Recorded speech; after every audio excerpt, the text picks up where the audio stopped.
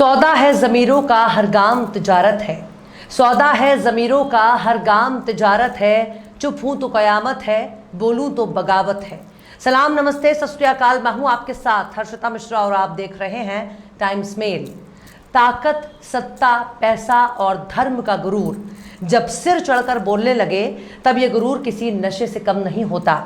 जब ये नशा इंसान के खून में दौड़ने लगता है तब ये नशा पूरे समाज को खाक में मिला देता है। कुछ ऐसा नशा इस वक्त चारों तरफ देखने को मिल रहा है।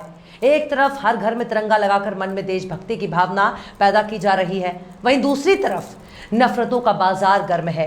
पेट में भूख है, इंसान फटीचर हो चुका है, सिर पर छत नहीं है, रसोई में गैस नहीं है, घर में अनाज नहीं है, स्कूल में एजुकेशन नहीं है, क्लास में टीचर नहीं, पढ़ने के लिए किताब नहीं, अस्पताल में डॉक्टर नहीं, इलाज के लिए दवाई नहीं, नल में पानी नहीं, चलने के लिए सड़कें नहीं। लेकिन हमारे मोदी बाबू हर घर में तिरंगा देखना चाहते हैं। तिरंगा हर घर में नज़र आना चाहिए, भले ही आपके पास घर ना हो, लेकिन हर घर में तिरंगा लहराना चाहिए। आज़ादी के 75 साल बाद भी हमारा देश इतना ही आज़ाद हो पाया है कि गोरी चमड़ी वाले अंग्रेज़ चले गए और काली चमड़ी वाले अंग्रेज़ों को आज़ाद भारत का खून चूसने के लिए छोड़ गए। अंग्रेज़ों ने एक ही देश को दो टुकड़ों में बांट दिया, एक की धोती फटी है और दूसरे की लुंगी, और दोनों ही फटीचर आज भी धर्म के नाम पर एक दूसरे को आंखें दिखा रहे हैं। विदेशियों की गुलामी से आज़ाद होने के बाद आज दोनों ही देश विदेशी हथियार खरीद कर एक दूसरे को आंख दिखा रहे हैं और बेचारा अंग्रेज़ चैन की बंसी बजा रहे हैं, मानो कह रहे हों कि तुम इसी लायक थे, इसलिए हमने तुमको धर्म के आधार पर आपस में लड़ने के लिए छोड़ दिया। आज़ादी के दशकों बाद भी हमारा देश आज भी गुलाम है, क्योंकि जब तक दिमाग में गंदगी भरी है तब तक हम गुलाम रहेंगे। हमारे पास अपना संविधान है, कानून की अपनी किताब है, लेकिन जहन में सिर्फ गोबर ही गोबर भरा है। अब हालात ये हो गए हैं कि हिंदू मुसलमान के बीच की दूरी लगातार बढ़ती जा रही है। कब किस बात पर किसकी भावना कब आहत हो जाए इसकी कोई गारंटी नहीं है। अब बीते महीने की एक घटना को देख लीजिए। कुछ लोगों ने माहौल ख़राब करने के लिए मंदिर में मांस का टुकड़ा फेंक दिया और देखते ही देखते माहौल ख़राब हो गया। दर्जन भर से ज़्यादा लोगों को गिरफ्तार किया गया। थानेदार, एसपी और डीएम साहब भी तबादले की भेंट चढ़ गए। सबसे खास बात तो ये रही कि इस मामले में सीधा शक की सुई मुस्लिम समुदाय पर जाकर टिक जाती है, लेकिन ये शक कोई गलत भी नहीं था। पर अब पता है कि इस घटना को अंजाम देने के लिए चंचल त्रिपाठी ने एक मुस्लिम शख्स के साथ मिलकर गोश्त के टुकड़े मंदिर में फेंकवाए थे, जिससे माहौल खराब हो गया। अच्छा, सबसे खास बात यह है कि धर्म के नाम पर आंखें लाल करने वाले मूर्खों को ये बात समझ में नहीं आती है कि इतनी महंगाई के ज़माने में मांस खाने वाली कौम इतने महंगे भोजन को फालतू में यहाँ वहाँ क्यों फेंकेगी, और अगर फेंक भी दिया है तो पूरी कौम को सबक सिखाने की क्या ज़रूरत है। हिंदू और मुसलमानों को आपस में भिड़ने की क्या ज़रूरत है। लेकिन अब पता चला है कि कैसे त्रिपाठी जी ने पैसे के बल पर बहुत बड़ा कांड कर दिया है। आखिर कैसे अपना मतलब साधने के लिए त्रिपाठी जी ने पूरे इलाके में लगा दिया आग। आखिर कैसे नफरत के पुरोधाओं ने इस बड़े कांड को दिया अंजाम। आखिर कैसे तिलक वाले ने टोपी वाले के साथ मिलकर फैलाई नफरती आग। बताएंगे आपको और भी बहुत कुछ। लेकिन आप अगर हमारे चैनल पर नए हैं और पहली बार हमारी वीडियो को देख रहे हैं तो आप हमारे चैनल टाइम्स मेल को सब्सक्राइब कर लें, वीडियो को लाइक कर दें और बेल आइकन का नोटिफिकेशन बटन भी प्रेस कर दें, ताकि बिना देरी हमारी हर खबर आपको मिलती रहे।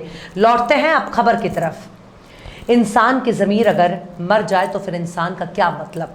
ज़मीर और ईमान को किसी धन दौलत में तोला नहीं जा सकता है, लेकिन जब दिल में ईमान ही ना हो, पैसा ही इंसान के लिए खुदा बन जाए तो ईमान का कोई मतलब नहीं रह जाता है।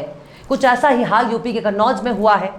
10,000 में बहुत ही आसानी से ईमान खराब कर दिया और माहौल को ख़राब करने के लिए वो सब कुछ हो जाता है जो नहीं होना चाहिए था। इस शर्मनाक कारनामों का खुलासा तब हुआ जब इस घटना का मास्टरमाइंड चंचल त्रिपाठी वर्दी वालों के हत्थे चढ़ा। तब पता चला कि त्रिपाठी जी ने एक पेशेवर कसाई को 10,000 रुपए का लालच देकर शिव मंदिर में मांस का टुकड़ा रखवाया था। ये तमाम साजिश केवल उस वक्त के थाना अध्यक्ष के खिलाफ रची गई थी ताकि थाना अध्यक्ष को हटाया जा सके, क्योंकि चंचल त्रिपाठी का थाना अध्यक्ष से अनबन चल रहा था। मीडिया रिपोर्ट्स के मुताबिक कन्नौज जिले के तालग्राम थाना इलाके के गांव रसूलाबाद में बने एक मंदिर में 16 जुलाई की सुबह कुछ अराजक तत्वों ने गाय की बछिया का कटा हुआ सिर हवन कुंड के पास फेंक दिया था। मंदिर में मांस का टुकड़ा फेंके जाने के विरोध में घटनास्थल के कुछ ही दूरी पर स्थित मांस की 3 दुकानों को आग के हवाले कर दिया गया। जब तक प्रशासन हालात पर काबू पाता तब तक माहौल बिगड़ चुका था। इसके विरोध में हिंदूवादी संगठनों ने मोर्चा खोल दिया और जमकर प्रदर्शन भी किया गया। अब पुलिस ने बताया है कि मंसूर कसाई की गिरफ्तारी के बाद पूरे मामले से पर्दा उठा। कसाई ने पुलिस को बताया कि रनवा गांव निवासी चंचल त्रिपाठी की तालग्राम के थाना प्रभारी हरिश्याम सिंह से अनबन थी। वो चाहता था कि थाना प्रभारी के खिलाफ सख्त एक्शन हो, इसलिए उसने मंदिर में मांस का टुकड़ा रखवाकर बवाल कराने का प्लान बनाया। आरोपी की निशानदेही पर पुलिस ने 3 छुरी, 1 गड़ासा, 1 कुल्हाड़ी बरामद की है। इस घटना पर यूपी सरकार ने कड़ी कार्रवाई करते हुए उस वक्त के डीएम राकेश कुमार मिश्रा और एसपी राजेश श्रीवास्तव समेत तालग्राम थाना प्रभारी हरिश्याम सिंह का तबादला कर दिया था। इस घटना के तकरीबन 26 दिन के बाद मास्टरमाइंड चंचल त्रिपाठी और मंसूर को गिरफ्तार कर जेल भेज दिया। कागज के चंद टुकड़ों के लिए मंसूर ने अपना ईमान बेच दिया, अपना जमीर गिरवी रख दिया। थानेदार से अपना बदला लेने के लिए चंचल त्रिपाठी ने गौ हत्या भी करवा दी और बेचारे हिंदूवादी संगठनों को आग उगलने का एक मौका भी मिल गया। वैसे भी बेरोजगारी के दौर में कोई कामकाज मिलने से रहा। इसी बहाने हिंदूवादी संगठन भागदौड़ करते हैं और अपना पसीना बहाते हैं। पता नहीं इस काम के बदले इनको पैसे मिले या फिर उधारी बाकी है, लेकिन इस घटना में जिन लोगों की दुकानें जल गई, इस घटना के शक में जितने लोगों को जेल में ठूसा गया, इस घटना की वजह से हिंदू और मुसलमानों के बीच जो दरार आ गई, आखिर उसकी भरपाई कौन करेगा? ये कोई अकेली ऐसी घटना नहीं है, बल्कि कुछ महीने पहले अयोध्या से भी एक ऐसी ही घटना सामने आ चुकी है, जिसमें मस्जिद के पास हराम जानवर का गोश्त और धार्मिक लिटरेचर को फाड़कर फेंक दिया गया था। लेकिन मस्जिद के जिम्मेदार लोगों ने सूझबूझ से काम लिया और माहौल को खराब नहीं होने दिया। लोगों ने पुलिस को खबर कर दी, जिसके बाद पता चला कि टोपी लगाकर जिन लोगों ने मांस और धार्मिक किताबों के पन्ने फेंके थे, वो सब के सब हिंदू थे, जो हिंदू योद्धा नाम के एक संगठन से ताल्लुक रखते हैं। ये लोग दंगा कराने की साजिश कर रहे थे, लेकिन सीसीटीवी की मदद से पकड़ में आ गए और इनकी पोल पट्टी खुल गई है।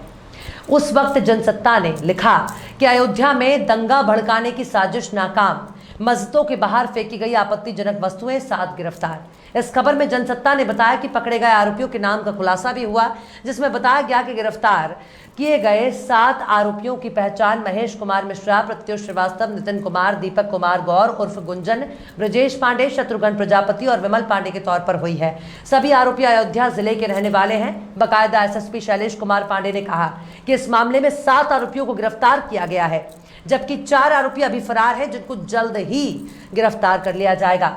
गिरफ्तार किए गए लोगों से पूछताछ के दौरान सामने आया है कि वे शहर के सौहार्दपूर्ण माहौल को खराब करना चाहते थे।